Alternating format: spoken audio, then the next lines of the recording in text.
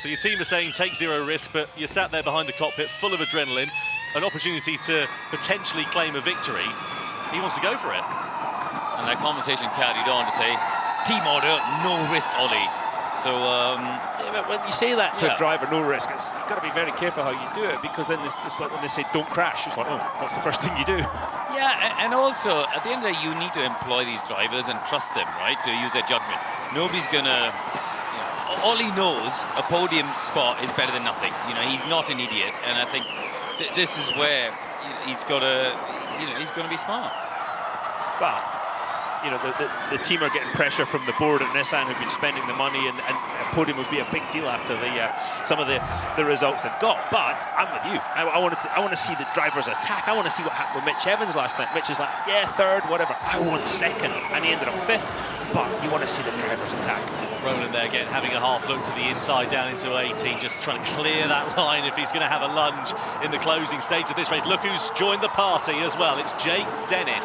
Started this one down in 14th place on the grid and is now ready to try and close up onto the back of this leading 10 drivers. And look how he's gapped Mitch Evans behind him in 11th place, nearly 2 seconds up the road. And that, I think, shows the pace that Jake Dennis and the Andretti car have with that Porsche powertrain. Well, let's see whether we'll get Dennis getting his elbows out in the closing stages of this race. 5 laps to go then here in the second Diriyah E-Prix of the weekend. It's set to be an absolute nail-biter to the checkered flag. It's Nick Cassidy that leads the way, under half a second from Robin Freintz and Oliver Rowland. Jake Hughes in the mix, Sasha Fenestras, Pascal Wehrlein, John-Eric Verne, Max Günther, and now Jake Dennis. 10 drivers all in the same frame, all separated by an incredibly small margin, and all with an opportunity knocking at their door. Cassidy still holds firm. Freintz doing a really good job soaking up that Roland pressure. got a great launch off of turn 17. On board we ride with Cassidy. Is Roland going to have a look? No, again, pulls under the slipstream, but back into it. And at this point, Tom, Nick Cassidy's thinking, yeah, come on, boys, keep fighting, because this is just giving me a little bit of breathing room. That's the game he's going to play, I think, isn't it? Trying to back Freintz into Roland, and that just creates a distraction. And that's what Oliver Rowland told us in pit lane before the race. He said, if I get in the lead tonight, I'm just going to be backing everybody up into each other. It's so interesting, the sort of different twists and turns, the yin and the yang of Formula E, and how all of these different strategies and the drivers are working, you know, as mathematicians effectively at 120 miles an hour, whilst looking in their mirrors, looking ahead and trying to decipher the best way to let this race unfold. It's just super impressive. When you've got the situations we have now, where we have 10 cars within 5 seconds, the most important thing is don't make a mistake. As soon as they snatch a wheel or go slightly offline or have a poor moment of traction, the others will pounce. So you've got to really keep your wits about you at this stage. You can feel the tension beginning to bubble up. Something's going to kick off here. Absolutely right. You see Jake Hughes just giving a little bit of a gap to those ahead of him. You see Oliver Rowland weaving around again, but Robin Freintz right there with Nick Cassidy. Nick Cassidy, ice cool at the head of this field. He's looking good on the brakes actually into 18, is Robin Freintz in particular. Let's see whether he's going to try and invent something. I have to say the gap between Dennis and Evans is just stabilised there, as you said, about 1.2 seconds or so. Pascal Wehrlein sniffing an opportunity after a weekend to forget. Confirmation there of no added laps. We've had no safety cars in this race. And if one was thrown now, it would still continue on the same duration of 36 laps. Cassidy still soaking up the pressure as we ride on board here with Ollie Rowland. This is his view through the snaking S-bends on the run from 4 to 14. Just looking at the car balance here, Tom, and it all looks quite good. He's getting a bit of a gap's created there. Maybe, hopefully, he's trying to just bank some energy. He's going to spend it at the right point in the lap and try and make this move that we know he so badly wants to make to try and get up into second place. Well, this will be crucial for the championship lead as well. Cassidy would take over at the top of the order if he does claim the victory here tonight. He was only 1 point to the detriment of Pascal Wehrlein coming into this one. And he tried to get on the throttle early, and he just picked up some understeer through turn 17 that limited him and had to probably lift out of the throttle, and that allowed Robin French to stay ahead for another lap. 2 laps to go at the end of this one. Cassidy just pulling out a little bit of a buffer now over Robin French. Only about half a second or so through the second sector, but it just, again, closes right back up as we begin lap 35 out of 36 with Cassidy still in front.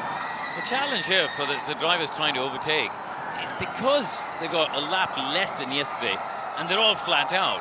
The braking zone into 18 is shorter than it was. You know, they're not having to lift a course to recover energy. And that makes it more difficult to try and get the overtaking done.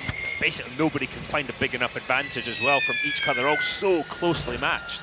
And we're seeing the result. It's a game of millimetres. Well, you're exactly right about saying about flat out there as well, especially Karun, because Oliver Rowland and Jake Hughes set their personal best lap times in this race last time around, 1:11.5s for the pair of them. The top two, Cassidy and French, just a tenth of a second faster. So they're now beginning to push on, and Cassidy, I think he's trying to pull the pin, isn't he, to just try and alleviate Rowland from this one and try and build out a buffer so that French can't lunge anything into 18. That's the penultimate opportunity, and it's not there for him. Yeah, he's just taking the temptation away from Robin French. Just make sure of this, just give a little bit more of a gap.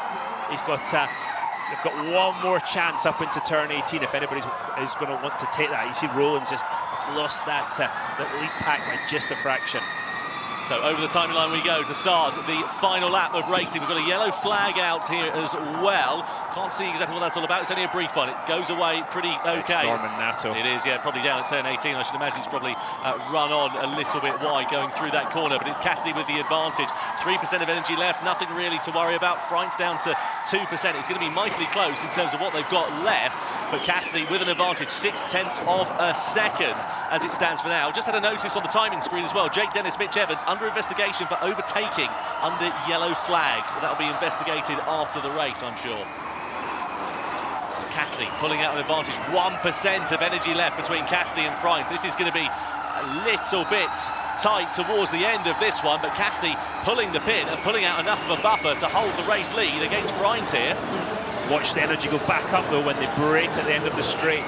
Yeah, you can see that will regen and build up a bit of energy. Verline there just trying to pile the pressure onto the back of Sacha Fenestraz, but Nick Cassidy has controlled this one calmly at the front. He rounds the final corner for Jaguar TCS Racing to take the win in round 3 of the Diriyah E-Prix. It's Jaguar and Cassidy on top. French comes home in second. Ollie Rowland brings Nissan back onto the podium for the first time since Rome 2023. Hughes in 4th, Van Dorn in 5th. A double top 10 finish for Sacha Fenestraz as well, ahead of Verline, Vern, Gunther and Dennis. You absolute beauty! Yeah! Nice one! Nice one! Yes! Yes!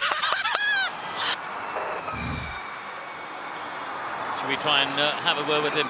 Nick, it's Karun up in the commentary box. You said it there, brilliantly managed. You were quick when you needed to be early on, and then were you nervous later when the pack closed up? Hey, Karun. Yeah, I was, man. I was.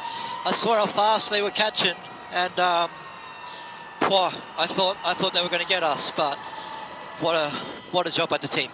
Well done. Fantastic start to your life at Jaguar Racing. 2 third places, and now the win.